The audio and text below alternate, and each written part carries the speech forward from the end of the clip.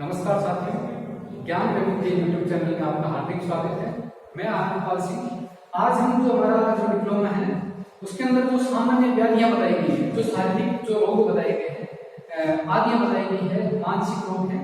तो आज हम जो बात करेंगे वो हमारा टॉपिक रहेगा तनाव, कॉन्सेप्ट ऑफ स्ट्रेस।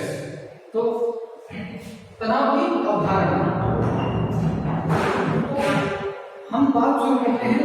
तनाव क्या है, तनाव की परिभाषा क्या होती है, तनाव कैसे कार्य करता है, उसके ऊपर हम अध्ययन करेंगे। तो आइए शुरू करते हैं। देखो, सबसे पहली चीज क्या है कि आज के समय में हर किसी व्यक्ति को तनाव है। प्रत्येक व्यक्ति किसी न किसी तनाव से ग्रसित है, वो चाहे अप्रत्यक्ष रूप से हो चाहे वो प्रत्यक्ष रूप से, जो कि अधिसंख्य दैहिक और मनोवैज्ञानिक प्रतिक्रियाओं द्वारा व्यक्त होता है। जो तनाव होता है वह दैहिक शारीरिक रूप से और जो मनोप्रतिक्रियाएं होती है उसके रूप में व्यक्त होता है। तनाव की पारंपरिक परिभाषा दैहिक प्रतिक्रिया पर केंद्रित है। जो उसकी परिभाषा है वो मोस्टली किस पर डिपेंड है, जो हमारी जो फिजिकली जो रिफ्लेक्शन होता है, जो प्रतिक्रिया होती है उसके ऊपर डिपेंड है। अब जो परिभाषा बताई है हेंस सेलेनी,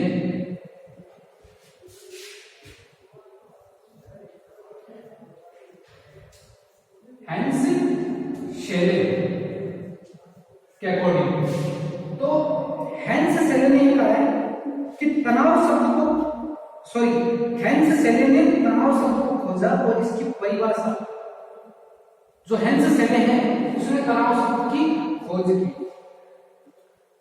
और इसकी परिभाषा शरीर की किसी भी आवश्यकता के आधार पर अनिश्चित प्रतिक्रिया के रूप में की। शरीर की जो भी आवश्यकता होती है, शरीर की किसी भी आवश्यकता के आधार पर अनिश्चित प्रतिक्रिया, कोई भी निश्चित प्रतिक्रिया नहीं होती है, लेकिन प्रतिक्रिया जरूर होती है, वो दैहिक या मनोप्रतिक्रिया के रूप में व्यक्त होती है। हेंस सेले की परिभाषा का आधार दैहिक, जो हेंस सेले है उसका जो प्रतिक्रिया का जो आधार है वो फिजिकली दैहिक प्रतिक्रिया बताया है और यह हार्मोन्स की क्रियाओं को अधिक महत्व देती है। जो हमारे बॉडी के अंदर जो हार्मोन्स पाए जाते हैं उस हार्मोन से रिलेटेड जो क्रियाएं होती है उसको अधिक महत्व देती है, जो कि एड्रेनल और अन्य ग्रंथियों द्वारा स्रावित होती है। जो हमारे अंदर जो स्ट्रेस हार्मोन और जो स्ट्रेस होने पर कौन सी ग्रंथि किस प्रकार के हार्मोन्स का सीक्रेशन करती है वो हमारी एड्रेनल ग्लैंड है। एड्रेनल ग्लैंड जब हम आपके सामने कोई संकटकालीन परिस्थिति, तनाव परिस्थिति हो तो आप क्या करेंगे, आपके सामने दो ऑप्शन हो सकते हैं, या तो फाइट या फ्लाइट, या तो लड़ो या छोड़ के भागो। हेंस सेले ने दो प्रकार के तनाव की संकल्पना दी। दो प्रकार के तनाव होते हैं, पहला है हमारा यूस्ट्रेस और दूसरा है डिस्ट्रेस। यूस्ट्रेस ऐसी अवस्था है जिसके अंदर व्यक्ति किसी माध्यम और इच्छित तनाव से ग्रसित होता है। इच्छित तनाव, लेकिन तनाव भी अलग अलग प्रकार के, कोई माध्यम ऐसा हो जिससे आपको तनाव महसूस हो, या आप इच्छा शक्ति जिसके अंदर हो उससे रिलेटेड कोई तनाव। जैसे उदाहरण के तौर पर आप मान लीजिए कि कोई खिलाड़ी है,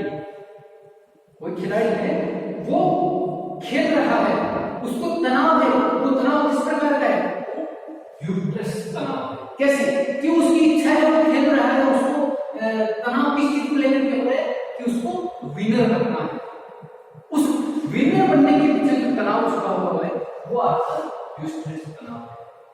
देन नेक्स्ट है आपका डिस्ट्रेस। डिस्ट्रेस अर्थात जो बुरा असंमित अतार्किक अवांछित तनाव हो। जो डिस्ट्रेस तनाव पर ऐसे समझ सकते हैं कि जो आपका जिससे आपका बुरा होने वाला हो, अतार्किक हो, अनलॉजिकल एंड असंयमित, जिसके ऊपर आप संयम नहीं कर सकते, और अवांछित जिसके प्रति आपकी कोई इच्छा ही नहीं है फिर भी तनाव हो रहा है, वो आपको हो जाएगा डिस्ट्रेस। तो हेल्थ सैलरी के अकॉर्डिंग दो प्रकार के तनाव। अब देखिए आइए आगे उसमें पढ़ते हैं। तनाव पर नवीन व्यक्ति को उपलब्ध समायोजित संसाधनों के संबंध में स्थिति के मूल्यांकन एवं व्याख्या की भूमिका पर केंद्रित है। मूल्यांकन और समायोजन की अन्योन्याश्रित प्रक्रियाएं व्यक्ति के वातावरण एवं उसके अनुकूल के बीच संबंध निर्धारित करती है। जो अपन मान लीजिए किसी का तनाव मापन करते हैं तो उसके मापन का जो आधार है वो उसका जो माहौल है, उसका जो वातावरण है वो बनता है।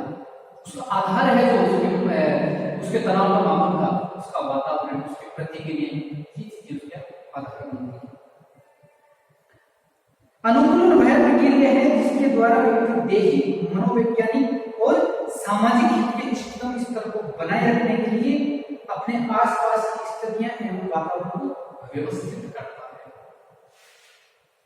अनुकूलन वह प्रक्रिया है जिसके द्वारा व्यक्ति देही, मनोवैज्ञानिक और सामाजिक हित के मध्य इष्टतम स्तर को बनाए रखने के लिए अपने आसपास की स्थितियां, वातावरण को व्यवस्थित करता है। कहने का तात्पर्य यह है कि विद्यार्थी जब व्यक्ति को तनाव होता है तो उसके पीछे जो उसकी देही, मनोवैज्ञानिक और सामाजिक जो स्तर है उसको बैलेंस करने के लिए, उसका स्तर बनाए रखने के लिए जिस प्रकार से स्थितियां तैयार करता है वही इस तनाव का मुख्य कारण है। आप मान लीजिए आपके अपने समाज के अंदर कोई भी अच्छा कार्य करके दिखाना है, उस अच्छा कार्य करने के लिए आपको मेहनत करनी पड़ेगी। और जब आप मेहनत करेंगे तो आप मान के चलिए कि प्रकृति के अकॉर्डिंग आपको हल्का सा तनाव महसूस होगा, डिपेंड करेगा आप इस पे।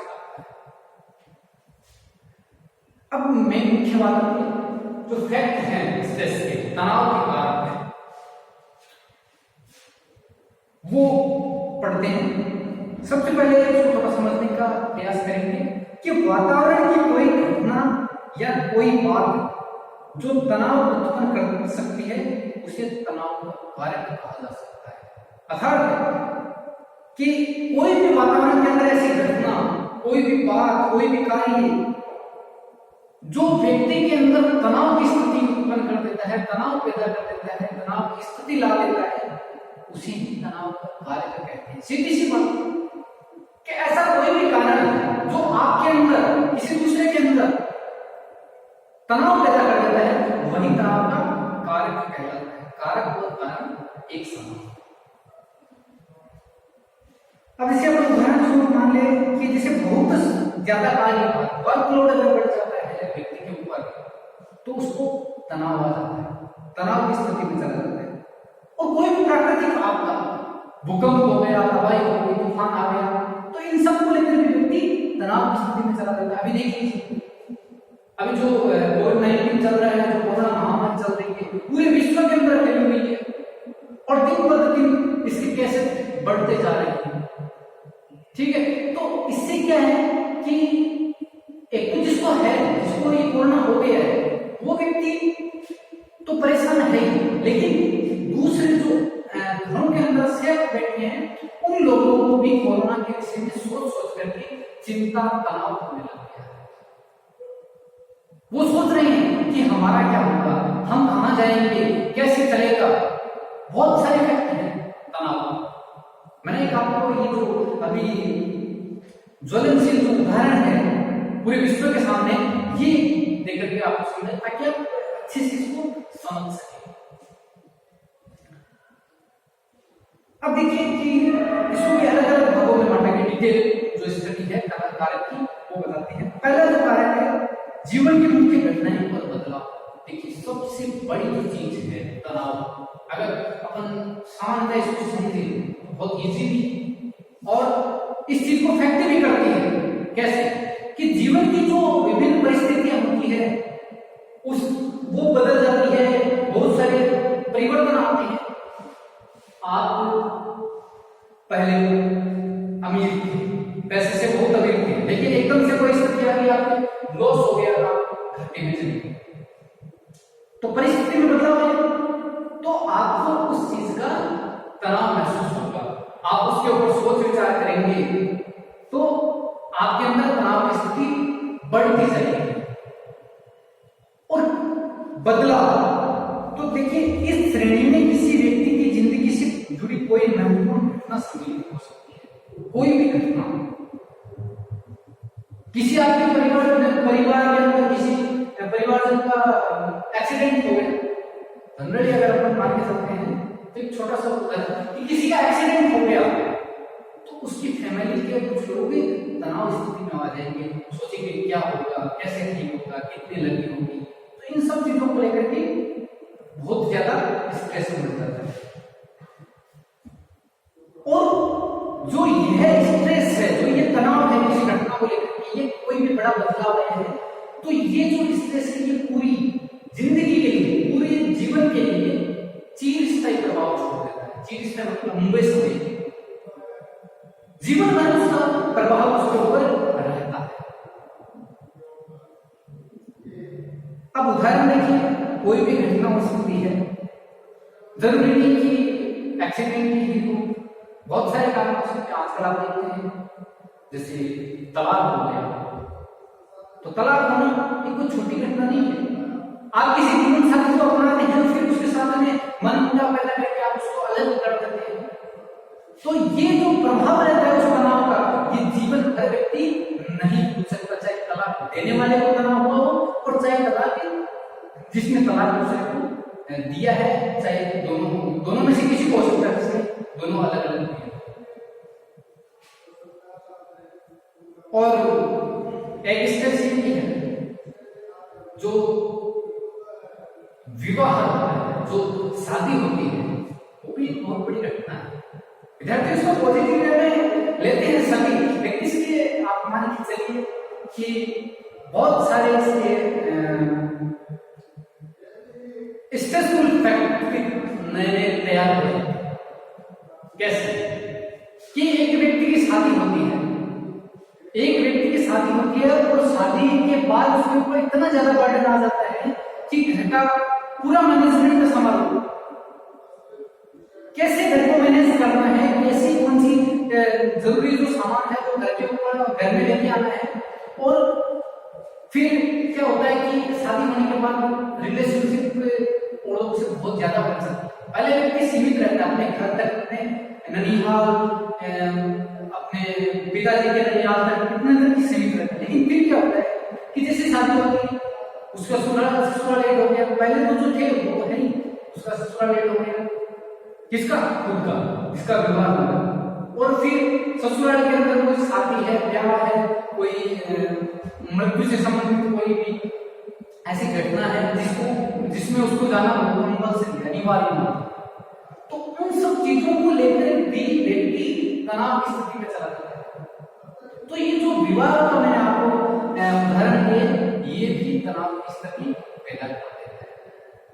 और ये तो की बात जब विवाह हो जाता है, विवाह के दौरान ड्यूरिंग मैरिज व्यक्ति को कितने काम करने पड़ते हैं, ये मार्केट का काम करती है, उस आदमी को बुला के लेकर आना है, वो काम अभी तक हुआ नहीं, वो कब तक होगा, ये पेंट अभी लगा नहीं, फलाने पर बहुत सारे इसके अंदर काम करते हैं। तो ये चीजें हैं जो अगर इनके अंदर जरा सी भी मिस्टेक हो जाए तो जो व्यक्ति ज्यादा गौर करने वाला होता है उसकी जीवन में लंबे समय तक स्ट्रेस का भाव बना रहता है।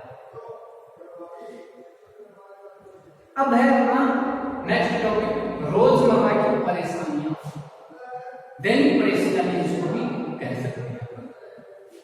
यह वह परेशानियां, परेशान करने वाली निराशापूर्ण दुखद आवश्यकताएं होती है जिनका कोई व्यक्ति प्रतिदिन सामना करता है। बहुत सारी ऐसी आवश्यकताएं हैं जो व्यक्ति डेली उसको फेस करता है। सब आज तो ये खत्म हो गया, आज तो वो खत्म हो गया, आज इस चीज का नुकसान हो गया, आज वहां जाके आना है, आज वो काम नहीं हुआ। ऐसे लेकिन बहुत सारे एग्जाम्पल अपने पास जिससे व्यक्ति तनाव पैदा कर लेता है। जब हो जाता है तो जाहिर सी बात है क्या भी हो, आपको कोई कहते कि साहब घर के अंदर वो सामान नहीं है, तो आप जाने के लिए मजबूर हैं, अब जाना पड़ेगा आपको, तो वो भी तनाव की स्थिति।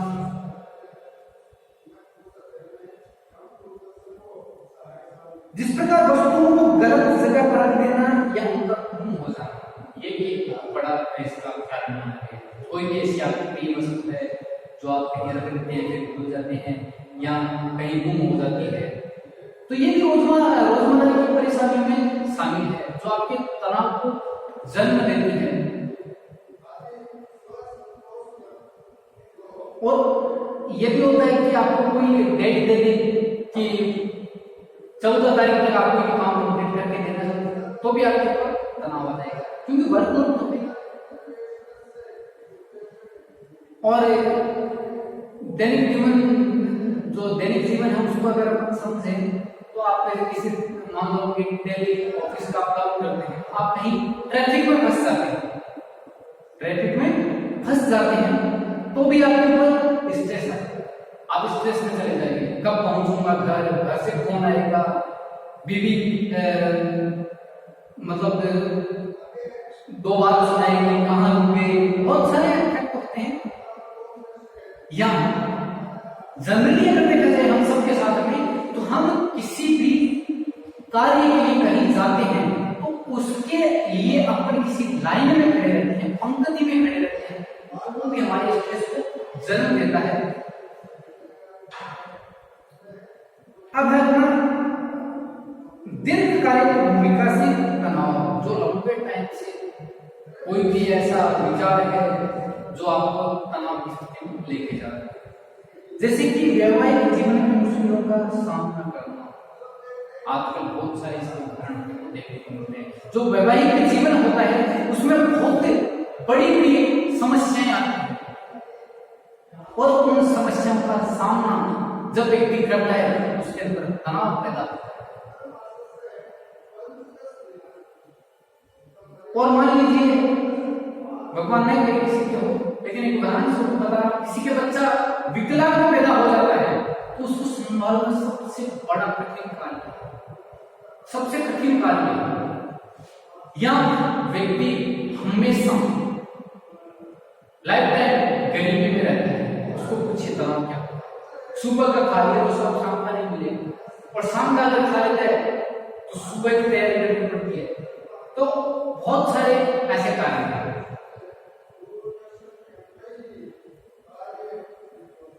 फोर्थ है अपना अभिज्ञान, अर्थात ये अनपेक्षित, जिसकी कोई अपेक्षा नहीं हो, भयंकर, अत्यंत अशांत कर देने वाली घटनाएं होती है। एकदम से आपके ऊपर वज्रपात होता है, एकदम से कोई भी समस्या आ पड़ती है जिसका आपने कभी अपेक्षा ही नहीं, कभी सोचा ही नहीं, ऐसी समस्या जैसे किसी की मृत्यु हो जाना, बहुत बड़ी घटना है।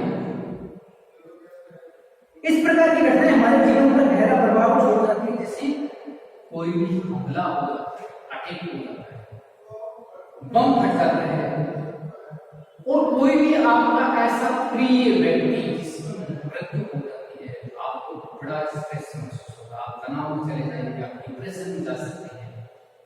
और तनाव अगर आपको ज्यादा समय तक रहा तो आपको अवसाद की अवस्था में भी लेके जा सकता है, डिप्रेशन चले जाओगे।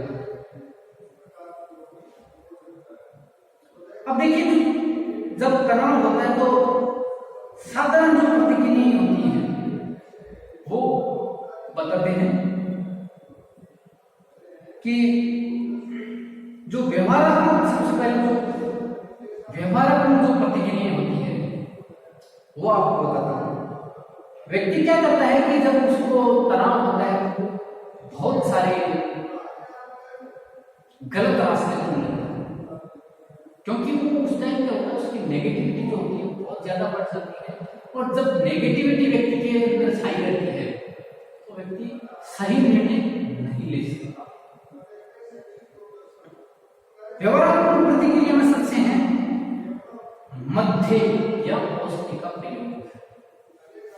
आजकल हम देखते हैं व्यक्ति टेंशन में होता है, हल्के से स्ट्रेस होता है, वर्कलोड ज्यादा था, शाम को आकर के दारू पिएगा, क्यों? वो अपने स्ट्रेस को भुलाने के लिए, स्ट्रेस को कम करने के लिए, लेकिन उसका नुकसान इतना होता है कि धीरे धीरे व्यक्ति उस अल्कोहल का आदी बनता चला जाता है और धीरे धीरे वो नर्क की अवस्था में प्रस्थान करता है, गरीब में चला जाता है, उसका जीवन है वो पूरा अस्त व्यस्त हो जाता है। दूसरा है डर या फोबिया। किसी चीज का अगर आपको स्ट्रेस है और उस दौरान आपके मन में कोई ऐसा विचार बैठ जाता है जिससे आपको डर लगता है, फोबिया, आप उस चीज को देखना पसंद नहीं करेंगे, इतना आपको डर लगने लग जाता है। आप जैसे कुछ चीज दिखेगी आप रोने चीखने लग जाएंगे। तो ये हमारे व्यवहार की प्रतिक्रिया है। नेक्स्ट है अशांत निद्रा।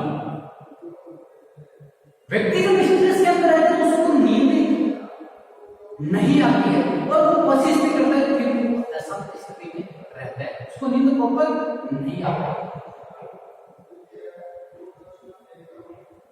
नेक्स्ट है निकोटीन या कैफीन को अधिक मात्रा में लेना। जो मादक पदार्थ बताए गए हैं, जो निकोटीन है, जो नशा प्रवृत्ति के जो साधन हैं, उसका व्यक्ति अधिक सेवन करने लग जाता है।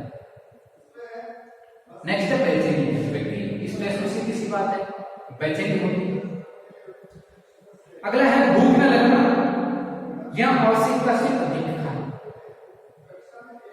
दोनों चीजें, भूख भी नहीं लगती है,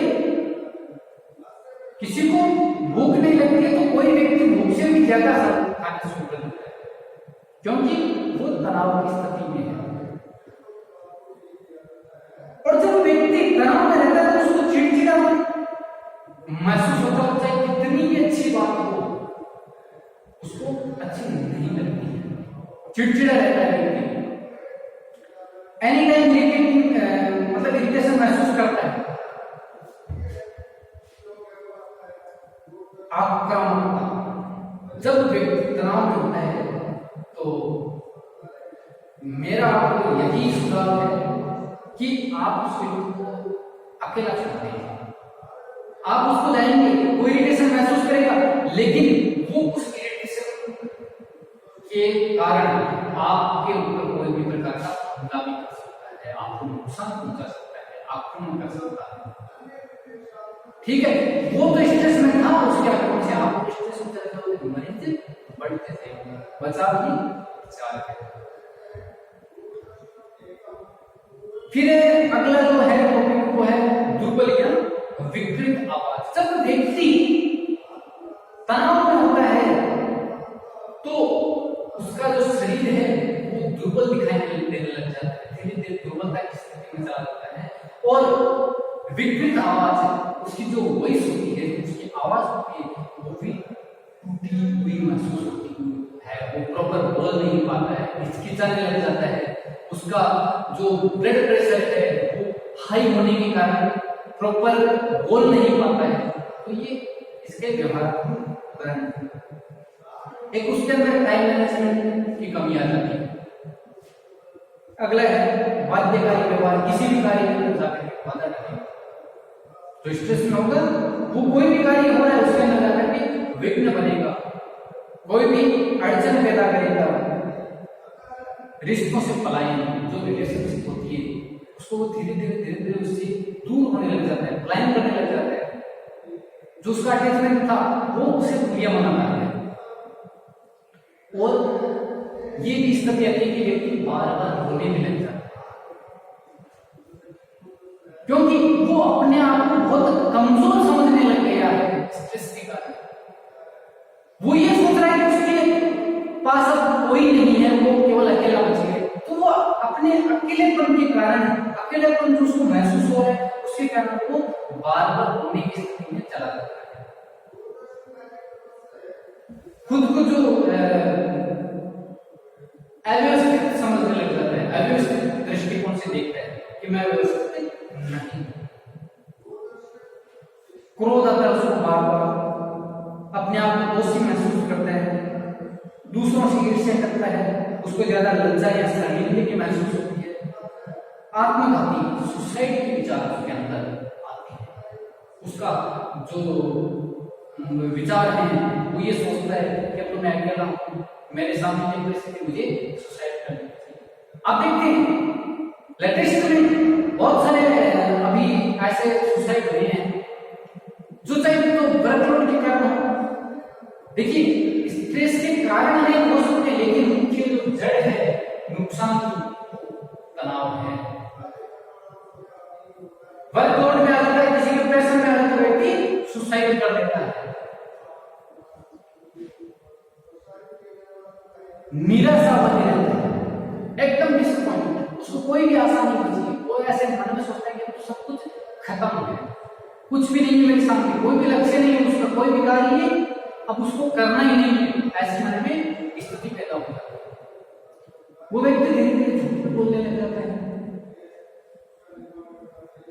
तो इस प्रकार से हाँ, एक चीज और है, उसकी कॉग्निशन पावर होती है, संज्ञानात्मक तो उसकी शक्ति होती है, वो धीरे धीरे विकृत होने लग जाती है।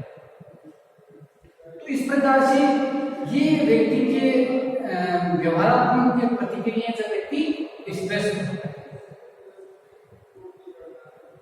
अब होता है अंतर व्यक्ति, दो व्यक्तियों के बीच में जो प्रतिक्रिया होती है। जब व्यक्ति तनाव में होता है तो आपस में दो व्यक्ति के बीच में जो प्रतिक्रिया होती है उसका अपन अध्ययन करते हैं। पहला है आक्रामक शब्द या निष्क्रियता।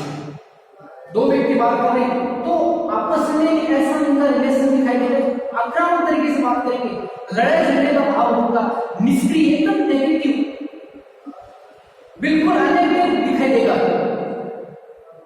अगला है झूठ बोलना। व्यक्ति एक दूसरे के प्रति झूठ बोलने लग जाता है। देखिए, मनोस्थिति से कोई व्यक्ति झूठ नहीं बोलता, लेकिन स्थितियां झूठ बोलवा देती। कोई व्यक्ति झूठ बोलना नहीं चाहता है, परंतु बहुत सारी सिचुएशन ऐसी होती है जिसके अंदर व्यक्ति अपने बीच बचाव के लिए झूठ बोलने लग जाता है। प्रशंसा का दिखावा करना कि मैं अच्छा हूं, मेरे को लोग अधिक पसंद करते हैं, मेरा वहां पे इतना मान सम्मान है, ये प्रशंसा का दिखावा ज्यादा करता है जो स्ट्रेस में। एक होता है सबके स्वभाव, वेरी डाउटफुल नेचर। धीरे धीरे जब स्ट्रेस में हो तो उसको क्या हर चीज के ऊपर डाउट करने लग जाएगा। वो फलाने लोग दो खड़े हैं, वो मेरे बारे में ही बात कर रहे हैं, वो दो आदमी वहां बैठे हैं, जरूर मेरा नुकसान करने की प्लानिंग कर रहे हैं, नुकसान करेंगे मेरा। ऐसी मन में भाव पैदा होने लग जाते हैं जब व्यक्ति स्ट्रेस में होता है। और जब ये स्थिति लंबे समय तक बनी रहती है तो जो मनोविकलता और मनोविलक्षणता, जो सिजोफ्रेनिया जो है, जो मेंटल डिसऑर्डर है, वो बनने लग जाता है। व्यक्ति चालाक प्रवृत्ति में अपनाने लग जाता है। चालाकी, व्यक्ति चालाक प्रवृत्तियां ज्यादा अपनाने लग जाता है, गप्पे लगाता है और प्रतियोगिता का भाव आता है, एक दूसरे से कंपटीशन करता है। तो स्ट्रेस में होता है तो व्यक्ति कंपटीशन करता है कि ये इतने दिन में इस काम को करेगा तो मैं इससे पहले करूंगा। तो ये भी अपने जो अंतर व्यक्तित्व का जो प्रतिक्रिया उसमें स्ट्रेस की ये स्थितियां बनती है।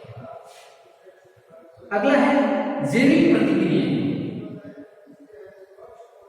व्यक्ति जब स्ट्रेस में होता है तो स्ट्रेस को कम करने की उसकी मानसिकता क्या है कि इन सब चीजों से स्ट्रेस कम हो जाएगा, उसकी मानसिकता। लेकिन इसका विपरीत दुष्प्रभाव पड़ता है।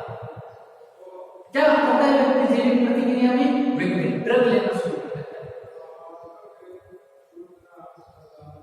या उसके जब व्यक्ति तनाव में लगता है तो उसको कॉन्स्टिपेशन की शिकायत वो बढ़ जाती है, कब्ज से, और ज्यादा अगर तनाव है तो उसको दस्ते भी लगने लग जाती है, बार बार पेशाब लगने लग जाता है। ये अपने जो फिजियोलॉजिकल जो डिसऑर्डर पनपते हैं वो बता देता है। उसको एलर्जी या त्वचा पर किसी प्रकार की खाद महसूस होना, उसका बीपी है वो बढ़ जाता है, हमेशा फटीग की स्थिति में रहना, थकावट और ड्राइनेस आ जाती है, जो उसकी स्किन उसके ऊपर ड्राइनेस की स्थिति आ जाती है, शुष्क त्वचा बन जाती है। कैंसर भी हो सकता है उसको। मधुमेह, देखिए आज तक हम ये पढ़ के आए थे, सुन के आए थे कि मधुमेह में जो डायबिटीज रोग है वो केवल और केवल किससे बनता है, मीठा खाने से। लेकिन रिसर्च में पता चला है कि व्यक्ति को डायबिटीज जो है वो तनाव की स्थिति में रहने से भी हो सकता है, क्योंकि हमारे शरीर के अंदर जो बीटा सेल्स होती है वह इंसुलिन का निर्माण करती है, और अगर ज्यादा मात्रा में इंसुलिन बनने लग जाए तो हमारे शरीर में जो शर्करा की मात्रा है वो धीरे धीरे बढ़ जाएगी और हमारा शरीर धीरे धीरे धीरे धीरे मधुमेह होने का दुर्बल पतला होता चला जाएगा। दमा, तनाव रहेगा तो व्यक्ति क्या उसका दम घुटने लगेगा, अस्थमा की उसको प्रॉब्लम हो सकती है, उसका जो इम्यूनिटी पावर है, जो उसका इम्यूनिटी सिस्टम है वो धीरे धीरे धीरे धीरे कमजोर होता चला जाएगा, उसको बार बार जुकाम भी लग सकती है, क्योंकि उसका इम्यूनिटी पावर धीरे धीरे खत्म होने लगी है और उसको भूख नहीं लगी। शरीर के अंदर ऊर्जा की डबल खपत हो रही है, लेकिन उसका दुष्प्रभाव ये भी है कि उसको भूख नहीं लगी, तो डबल उसका नुकसान होता है। एनर्जी डबल वेस्ट हो रही है प्लस खाना नहीं खा रहे, तो एनर्जी मिलेगी नहीं और जो एनर्जी संचित है वो खर्च होगी, तो शरीर के ऊपर दुबला पतला जो प्रभाव है वो दिखाई देगा। तो अगला है व्यक्ति कल्पनात्मक प्रतिक्रिया करता है। कल्पनात्मक मतलब उसको ऐसा लगता है कि मेरी कोई सहायता करने वाला नहीं है, वो एकदम अकेला है, उसके सगे साथी उसको छोड़ करके चले, उसको ऐसा महसूस होता है, उसको कोई भी दुर्घटना या चोट पहुंचा सकता है, ऐसा होता उसके अंदर भाव बन जाते हैं, मुझे कहाँ सफलता मिलेगी, उसके नेगेटिव थॉट्स बहुत ज्यादा बनने लग जाते हैं। अपमान या शर्मिंदगी महसूस करता है, उसको ये लगता है कि कोई मेरा अपमान कर देगा, मुझे शर्म आती है, तो ये भी तनाव की जो कल्पनात्मक स्थिति है वो। मृत्यु या आत्महत्या, उसको यह लगता है कि मुझे मर जाना चाहिए, आत्महत्या का भाव आता है, या कोई मुझे मार देगा, ऐसे उसके अंदर इमेजिनेशन अपने आप बनने लगती है। शारीरिक या यौन उत्पीड़न, उसको ऐसा लगता है कि कोई मुझे फिजिकल नुकसान पहुंचाएगा, उसका कोई उत्पीड़न करेगा, स्वयं के प्रति बुरी धारणा होता है। सबसे जो बड़ी चीज है जो कल्पना के अंदर जो कल्पना प्रतिक्रिया होती है, उसमें व्यक्ति क्या सोचता है कि मुझे कोई ना कोई व्यक्ति नुकसान पहुंचाएगा या मैं तो खुद ही बुरा हूं, ऐसे